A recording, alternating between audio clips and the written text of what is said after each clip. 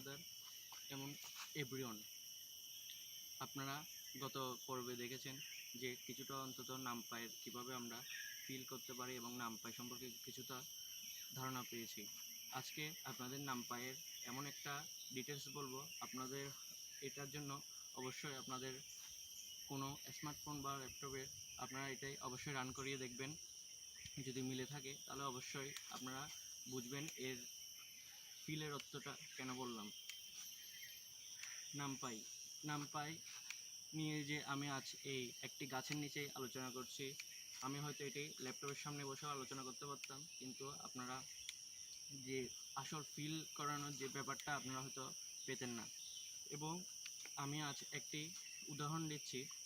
একটি গাছের নিচেই যখন দাঁড়িয়ে আছি, তাহলে গাছ নিয়ে একটি উদাহরণ দিচ্ছি। একটি গাছে যখন একটি কাণ্ড থেকে যখন পাতা কিছু থাকে, সেগুলো আমি লিস্টের পর্বে ফেলেছিলাম এবং অ্যারের পর্বে ফেলেছিলাম। তো এমন ধরেন একটি কাণ্ডে 3টা পাতা আছে এবং আরেকটি কাণ্ডে 3টা পাতা আছে। এই 3টা পাতা যখন আমি একটা গাছের মধ্যে রাখবো, সেটি হয়ে দাঁড়াবে লিস্ট, এবং সেটি যদি দুটির পর্বে ফলে সেটি 2 ডাইমেনশনাল অ্যারে হয়ে যাবে। হয়তো একটা উদাহরণ দিয়েই দেখাচ্ছি। আপনারা যে ধরেন আপনারা একটা উদাহরণ নেবেন, সেখানের মধ্যে একটি আর আর একটি ভেরিয়েবল নিলাম মাত্র। সেখানের মধ্যে যদি np ডট অ্যারে লিখি এবং সেখানের মধ্যে যখন এই যে আপনারা এত গাছের 2টি কাণ্ড নিয়েছেন, কাণ্ডগুলো যদি আমরা এখানে ছেড়ে দিই, তাহলে সেটি হয়ে যাবে লিস্ট। উদাহরণস্বরূপ আপনারা এই খাতায় লক্ষ্য করুন, দেখতে পাবেন যে একটি ভেরিয়েবল নিয়েছি এবং সেখানে অ্যারের মধ্যে নামপাইয়ের মধ্যে একটি অ্যারে রেখেছি, যেমন 1 2 3, যেখানে আপনাদের 3টি পাতা রাখতে বলছে এবং কাণ্ডর কথা বলা হয়েছে। এই দুটি হচ্ছে লিস্ট।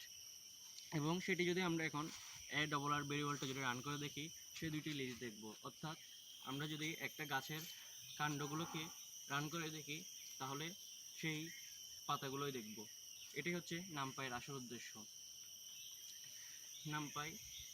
নামপাই হয়তো অনেকেই ভালো করে চিনে থাকবেন, হয়তো অনেকে এভাবে বলে না, অনেকে বলে থাকে যে নামপাই হচ্ছে একটা স্মল লাইব্রেরি, কিন্তু নামপাই যদি আপনি বুঝতে পারেন, এর মাধ্যমে আপনি অনেক সমস্যা সমাধান করতে পারবেন। যদি আপনি একজন প্রোগ্রামার হয়ে থাকেন, তাহলে প্রোগ্রাম সম্পর্কেও কিছুটা বুঝতে পারবেন। জানি না আমার কথা বোঝা যাচ্ছে কি না, তাও চেষ্টা করছি প্রথম হিসেবে যে একটি নামপাই কীভাবে মানুষের জীবনে কাজে লাগে। তো আসল কাজে আসি।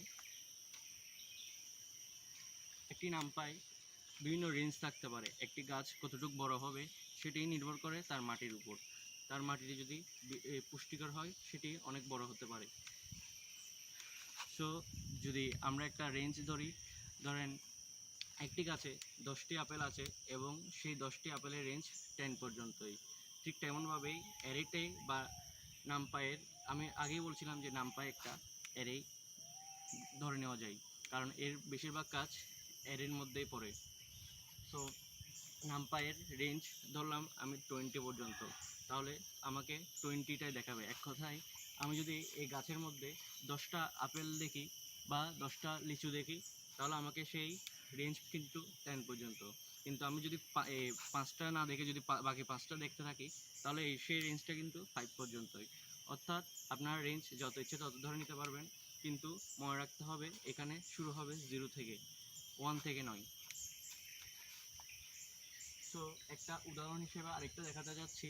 যদি এখানে ভালো করে, হয়তো দূর থেকে দেখা যাচ্ছে না, হয়তো এখানে একটি ভেরিয়েবল নিলাম, সেখানে একটি নামপাই, এই আগের নামপাইটাই রেঞ্জটা ধরলাম, সেখানে 20 দেখা যাচ্ছে, তাহলে আমাকে প্রিন্ট করছে 1 থেকে 20 পর্যন্ত। এই জিনিসটা হচ্ছে একটি অ্যারের উদাহরণ, কিন্তু 20 পর্যন্ত আসলে করছে, কিন্তু করে নাই, সে 90 পর্যন্ত করছে। কারণ আমি বলেছিলাম যে আমি যদি রেঞ্জ 5টা আপেল দেখি, তাহলে শুরু হবে 0 থেকে 4 পর্যন্ত, 1 থেকে 5 পর্যন্ত নয়, কারণ এটা ম্যাথামেটিক্স নয়, কারণ এটি প্রোগ্রাম। সো হয়তো আপনারা বুঝতে পারছেন যে নামপাইয়ের কিছুটা ফিল। হয়তো এখানে বাতাস আসবে, আমি বেশিক্ষণ হয়তো বলতে পারবো না, কিন্তু চেষ্টা করছি আপনাদেরকে বোঝানোর। ধন্যবাদ।